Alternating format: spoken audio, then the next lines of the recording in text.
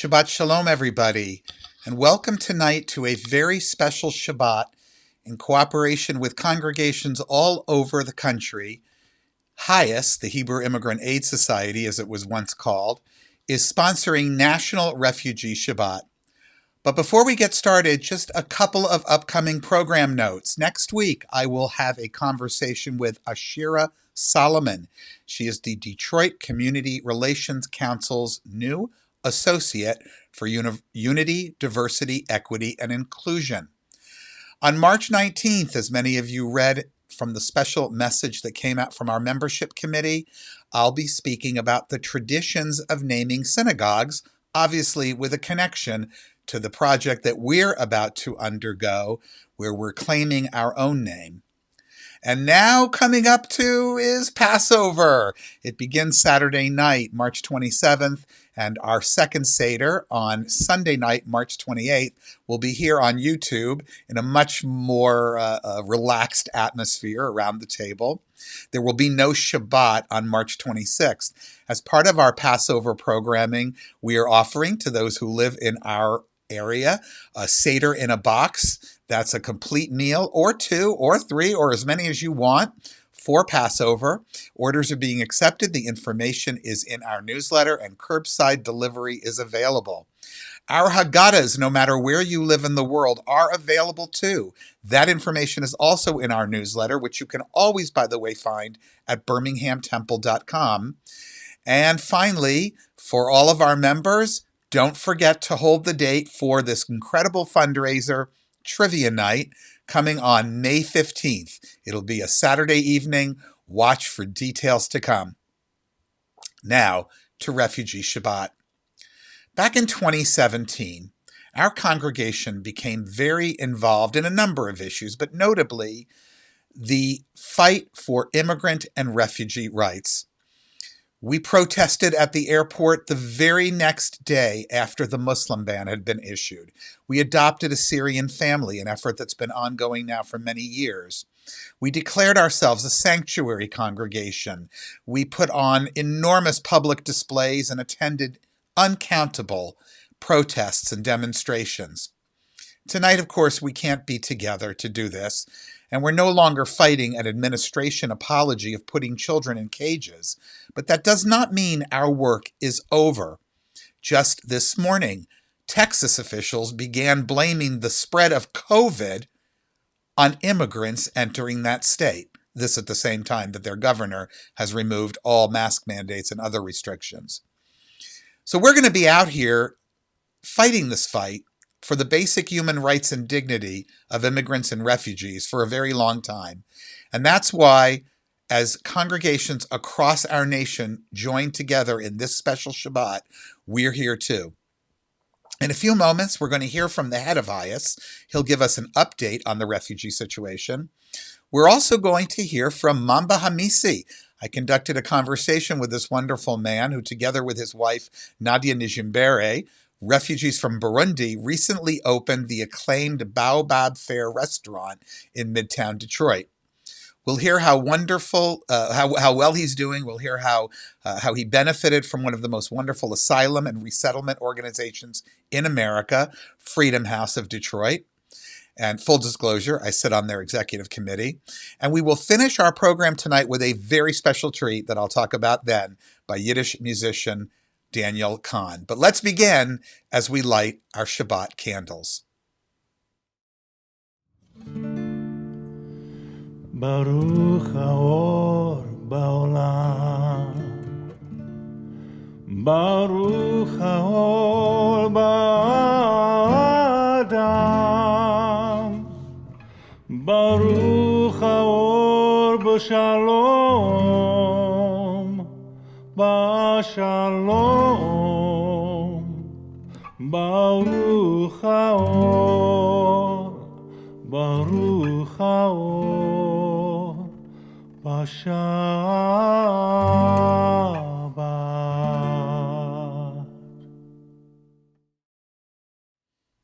The Torah's blessing, Ma tovu ohalecha Yaakov, how goodly are your tents, O Jacob, was delivered in the Torah story by a reluctant prophet whose original intent it was to curse the people of Israel. Its words are recited traditionally in the morning service to celebrate Jewish communities wherever they may be. Our version, though it was revised to also celebrate the onset of Shabbat, does much the same, as does the video that accompanies it that we created, as it's comprised of Jewish communities and people from all over time and space of Jewish settlement. It's a fitting reminder of how our ancestors were so frequently on the run, settling throughout the world. So let's hear it now, Ma Tovu, and following the song we'll go directly to the national address prepared especially for this Refugee Shabbat by Mark Hetfield, the president and CEO of HIAS, the Jewish address for refugee and immigrant activism.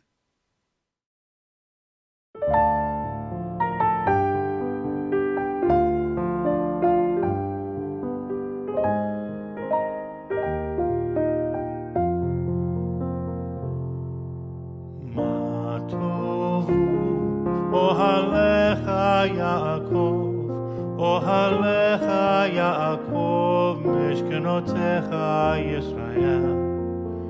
מה טובו אוהליך יעקב, אוהליך יעקב, משכנותיך ישראל. לקראת שבת לכו ונלך, לכו ונלך, כי מקור הברכה, מקור הברכה. מה טובו אוהליך יעקב, אוהליך יעקב, משכנותיך ישראל. מה טובו אוהליך יעקב, אוהליך יעקב, משכנותיך ישראל.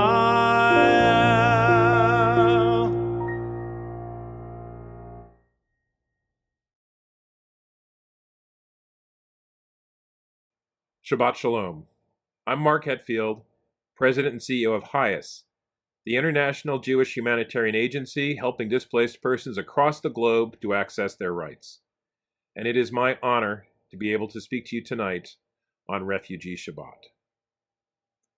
For most of the last year, every time I turn on the TV, I hear that we've reached another grim milestone. This is referred to COVID infections or COVID hospitalizations or COVID deaths. But unfortunately, COVID is not all that another grim milestone refers to. June 20th is World Refugee Day, the day that the United Nations releases its annual figures on people who have fled their homes and can't go back. And every World Refugee Day, year after year, we hit another grim milestone. On June 20th, 2020, that grim milestone was 79.5 million forcibly displaced persons worldwide. And I'm sorry to say that this coming June 20th, we will almost certainly hit yet another grim milestone. There are more refugees than ever before because the international community has been unable, or perhaps more accurately, unwilling to work to stem the causes of displacement, nor to find solutions for those people who are displaced.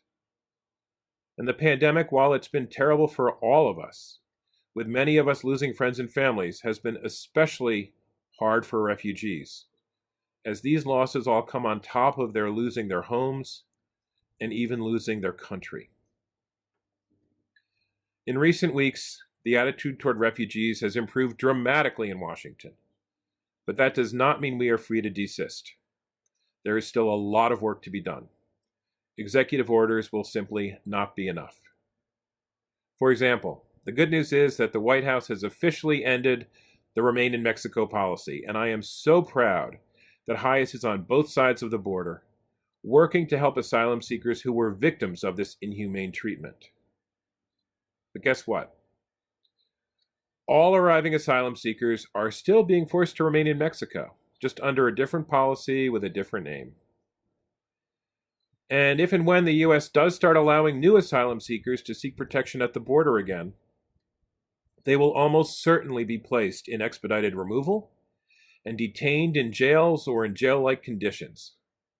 In other words, we continue to treat asylum seekers like criminals. That's just not acceptable. You and I have a lot of work to do, a lot of advocacy to do. More good news. The refugee ceiling for this fiscal year has been raised 316%. But raising the ceiling alone is just the first step in the rescue and resettlement of refugees. Raising the ceiling alone does not bring any refugees to safety. You and I have a lot of work to do in this area as well, a lot of advocacy to do.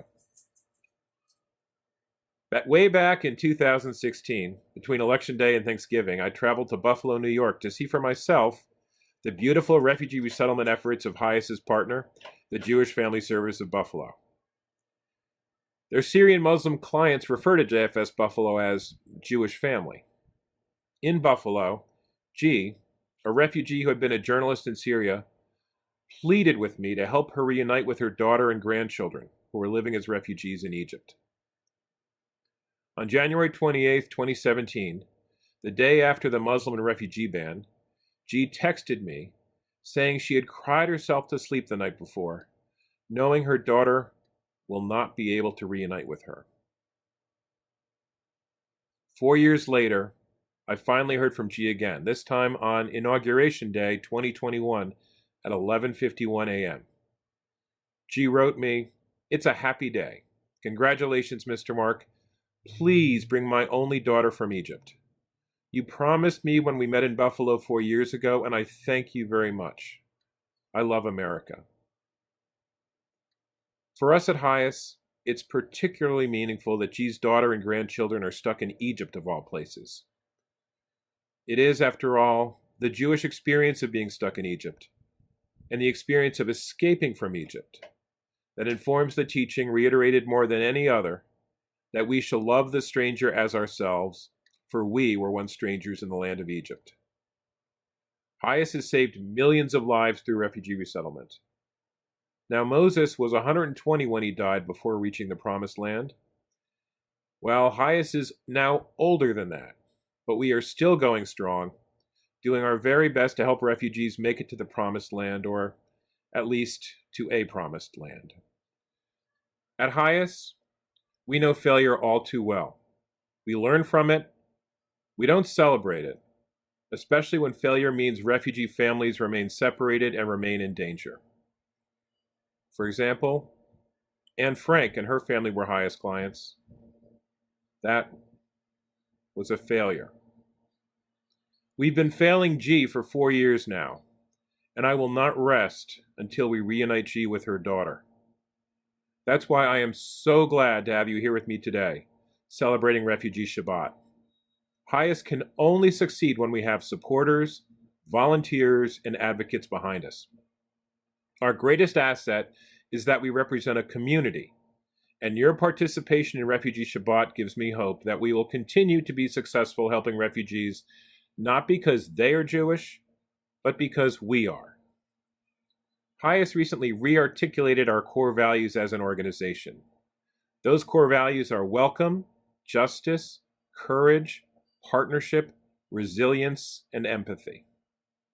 The Torah tells us over and over again to love the stranger as ourselves, for we know the heart of the stranger, as we were once strangers in the land of Egypt. To me, that seems like the very definition of empathy. But as a Jewish organization, we felt it was imperative for us to translate our values into biblical Hebrew. And in doing this, we learned something interesting as we attempted to translate the word empathy. There is no ancient Hebrew word for empathy. In English, the word empathy describes a feeling. In Hebrew, the focus is not on feeling for the other, but on action for the other. Action based on remembering where we came from. Our empathy is a command for action. That is what Highest is all about, what Refugee Shabbat is all about, and what we are all about. Highest simply cannot do our work without you. Together, we can make the world a better place, not by words, not by feelings, but by action. By acting on our empathy for refugees through education, advocacy, direct service, and tzedakah. We hope you will continue to connect to your communities and to us to find out more about how you can get involved. We thank all of you who are already part of the Jewish movement for refugees, and we look forward to working together so the world stops setting new grim milestones and instead reaches good ones. Let's work together to reunite record numbers of families torn apart by conflict and persecution. Let's act together to set milestones for the number of refugees finding welcome, safety, and opportunity. Refugee Shabbat Shalom. Thank you so much.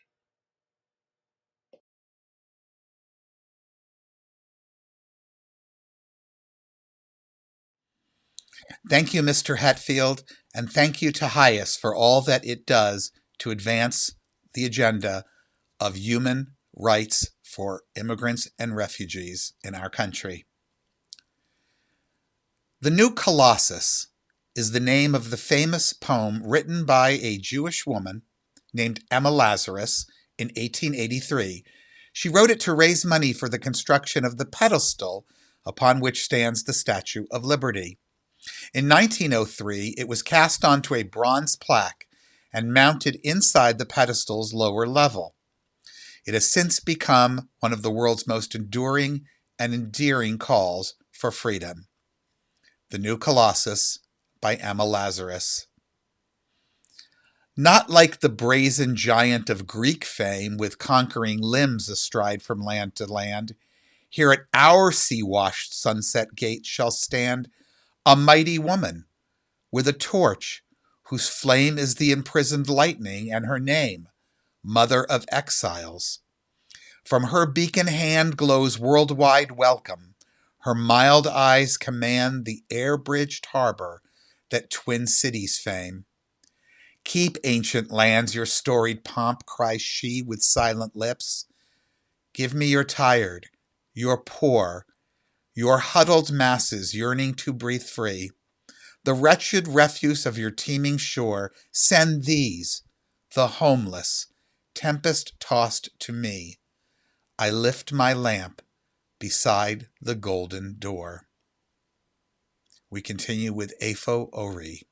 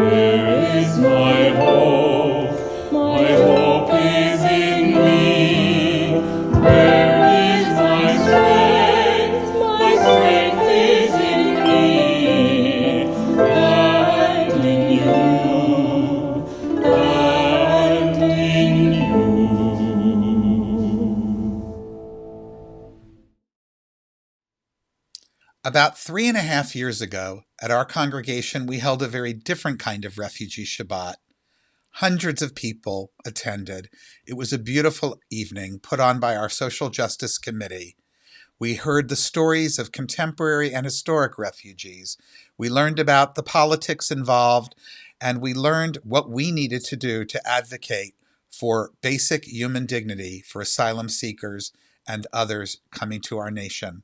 One of the highlights was to meet Nadia Nijimbere and Mamba Hamisi, two beneficiaries of Freedom House Detroit, who told us about their new restaurant that they were then planning to open, called Baobab Fare. Well, it's opened. What got them on their way was a wonderful grant, a contest that they won and many of our congregants supported. And it opened just this past month in the new center here in the city of Detroit. Earlier this week, I had the opportunity to speak to Mamba about their family's journey to the United States, about the part that Freedom House Detroit played in their resettlement, and of course, about the restaurant. I hope you'll enjoy this conversation that we had earlier. Mamba, thank you so much for joining us here tonight. I'm so excited to have you. We first met at a refugee Shabbat, much like this one, but many years ago when we were in person. You and Nadia have undertaken this incredible project, but it starts with your journey from Burundi. Can you talk just a little bit about that? Yeah, so 2013, Nadia came in the United States as a refugee to seek asylum. She was a human rights activist over there, and then she got in trouble with the government. So the only way was to get off the country or be killed. So this is how she came, and she ended up in Freedom House. So at that time, I didn't have a problem because I was not a human rights activist as she was, and I was a sales marketing manager. So I was in a better position than her. But after her leaving, left the country, they start coming and try to find her. So that's how I started being in a danger position. So I was in trouble because of that. I tried to apply visa like 3 times. I couldn't get it. And in 2015, that is where I got a chance. And then I applied again for the 4th time, and then I got a visa to come to the United States. At that time, Nadia, she was already a mom of 2, because once we get at Freedom House, she found out she was pregnant.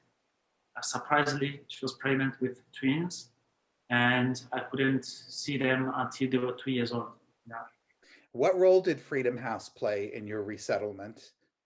A lot, because when we came, both me and Nadia, we wouldn't speak the language. We didn't know any word of English, and then we start having partnerships. So Freedom House has volunteers who come to as language partners, and so we didn't know anything about Detroit. We didn't know anything about the United States. So they have a very good programs there to integrate new refugees to start new life in the United States. Again, you start everything from scratch. You leave your job, you can't find anything. So the big part they play is to give us the house for 6 months without paying rent, and to help us to connect us to find jobs. Sometimes it's not easy, but it's very important at that stage. And then having a shelter and the legal support and health coverage that's the only thing you need to start a new life. I think for us, Freedom House is like our parent. Yeah. So at some point along the line, you developed this dream of opening Baobab Fair, and it's a reality now. You're in the middle of opening it during a pandemic, which is extraordinary. Can you talk about what went into it and what you guys are doing there, and when the grand opening and all that is happening? Yeah, thank you. So the Baobab Fair came as an idea when we couldn't get an opportunity. So I had a business administration degree. I had 8 years in sales and marketing back home. So I thought it's gonna be easy. So we learned the language English in a few 9 months. So we thought everything gonna be easy because of the effort we made, but we were wrong. And then we found ourselves with lack of opportunities. We say we have to create those opportunities. This is how Baobab Fair ideas came. At that time, we couldn't get asylum here because the former president Donald Trump, when he became a president, so we didn't have asylum. We wanted to go and then go seek asylum in Canada, and we went to see our lawyer. The lawyer said, no, it's too early, so you can stay and then see if you can, try one more time. The same year in 2017, we get asylum, and then we was like, yeah, I think this is where we have to start to dream. There was one competition here in Detroit called Hash Detroit. We applied in it, and then we won the $50,000 to open the restaurant. That is where the journey started. And it was rough. It was rough because last year when we were about to open in May 2020, so the pandemic was there, we couldn't. We pushed it back, and now we just opened 2 weeks ago. it was I think the most important I want to say, what we achieved here is not because we are smart or because we work hard than others. We got a lot of love and support. So we want to thank everybody who was there for us. It's very, very important because I don't think this is about having money, what we achieved here, or being smart, or being having a good idea, or having an amazing food. I don't think it's that. It's the support and love we got. And then we are very, very grateful and thankful for everything. Yeah. So now you're pretty busy, and people are coming in and enjoying it. What do people like the most about the restaurant?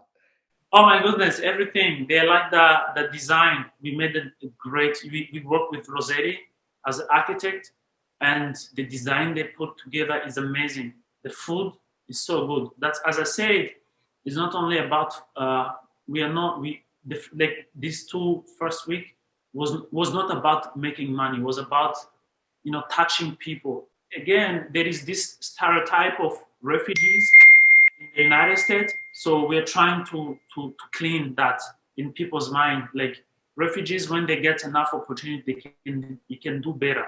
And then when they're coming, they see the place and they eat the food. They're just wow. Just let's saying yes, this is what we are looking for. And then it's not only we are not doing for us or for our kids.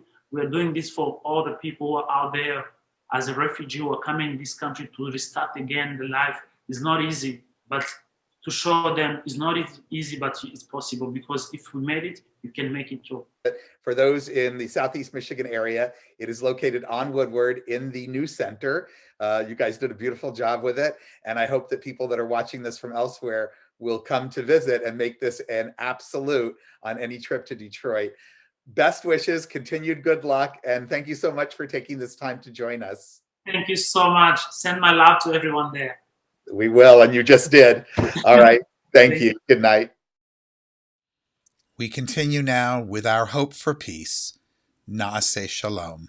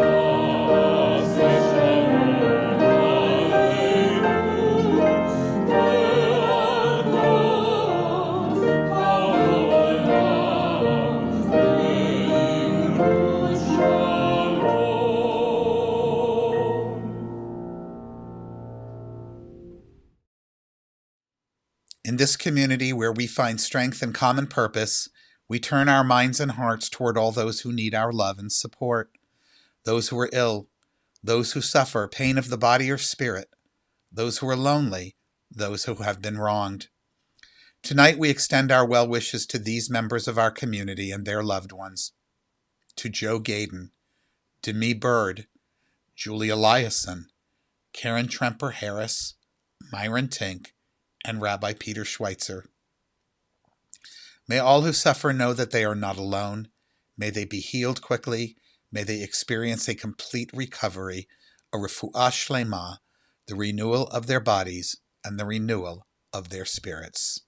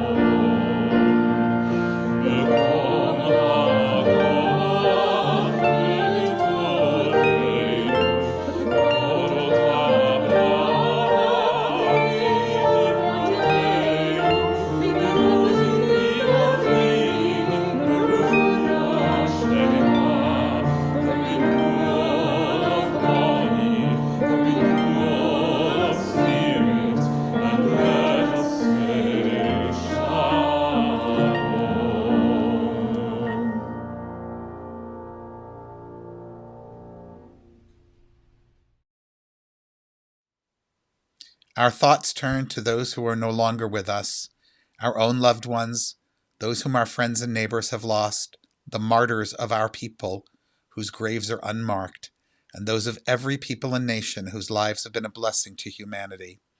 As we remember them, we meditate on the meaning of love and loss, of life and death. We recall now our loved ones whom death has recently taken from us, those who died at this season in years past, and those whom we have taken into our hearts with our own.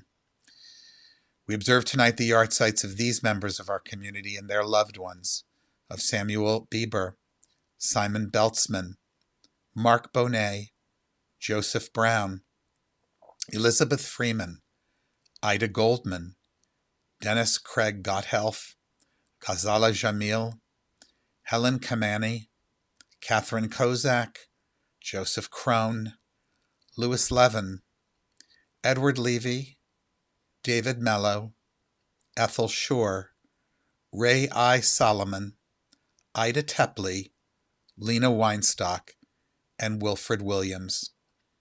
Yehi zichram livracha, may memories of these precious people bring a source of blessing to those who face life now in their absence. Tonight we're going to conclude a little bit differently than we normally do. A very special song produced by the Jewish Forward and Daniel Kahn, a Detroiter who has popularized new Yiddish music for contemporary listeners. Our congregation partnered with Detroit Jews for Justice and Daniel and his group not very long ago for a wonderful social justice fundraiser. And when I saw what he had done with Woody Guthrie's protest song, This Land Is Your Land, translating it to Yiddish and putting a special emphasis on immigrants, I contacted him immediately for permission to use it in tonight's Refugee Shabbat. He graciously invited us to do so. So as we conclude, please enjoy this incredible piece of Jewish culture, of Yiddish culture, and of social commentary by Daniel Kahn and his friends. Good night, everyone. Shabbat Shalom.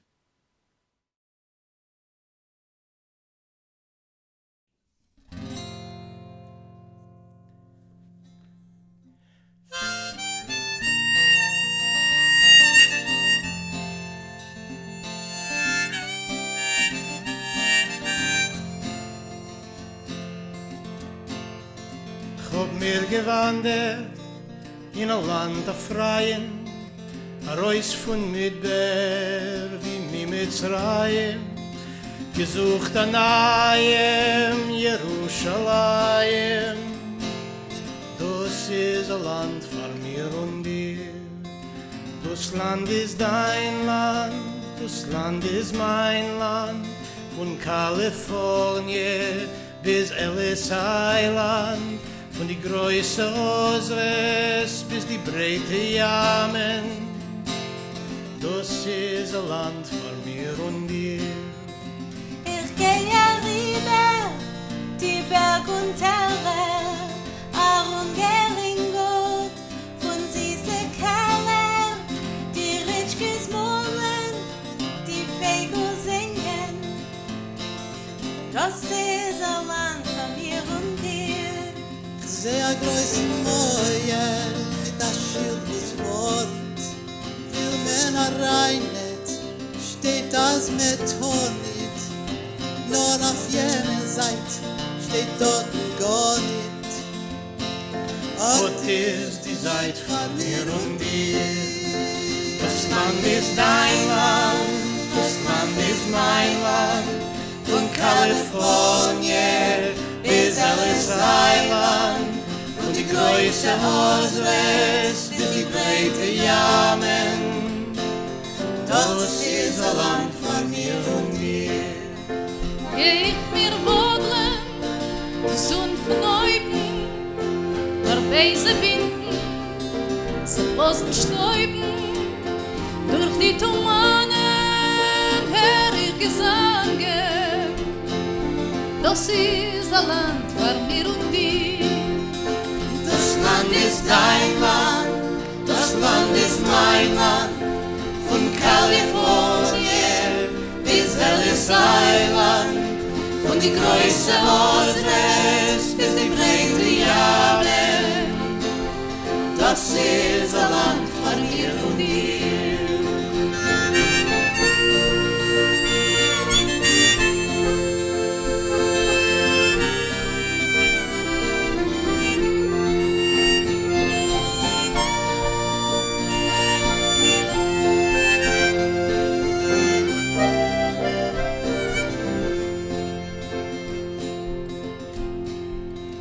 Auf nasche Gassen in tiefe Schons sehr wie Menschen betten die Dovis bei Azadalisch du ihr erklären so das ist ein Land von mir und dir. Es kennt schon keiner uns nicht verstehen, die freie Welt uns nicht verwehren, die trocken Stahl